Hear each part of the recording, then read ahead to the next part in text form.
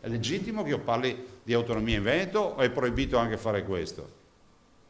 Perché se è un tema di lesa maestà, di proibizioni, vedo che ne facciamo poca di strada assieme.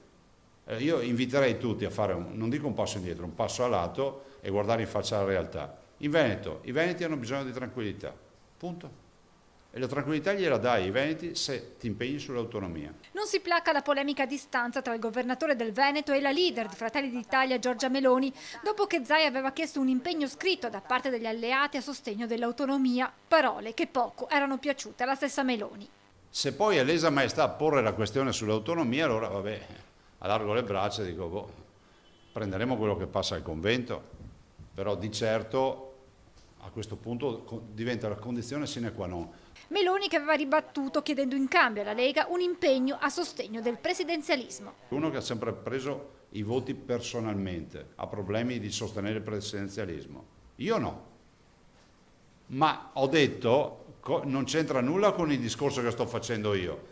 Forse qualcuno si è offeso perché ho detto che l'italianità non passa solo nello sventolare il tricolore, ma anche nel sostegno all'autonomia, sottolinea ancora il presidente del Veneto.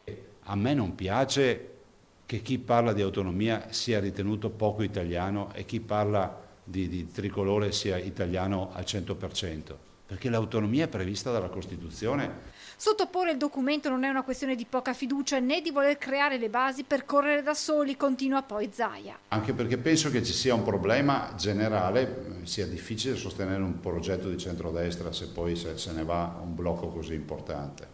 Conosco Giorgia Meloni, continua il governatore, e la considero una persona intelligente. Mi spiace che stia dando una lettura distorta a questo dibattito. Mi sarei aspettato un colpo di teatro e qualcuno dicesse dove c'è il contratto, firmiamolo.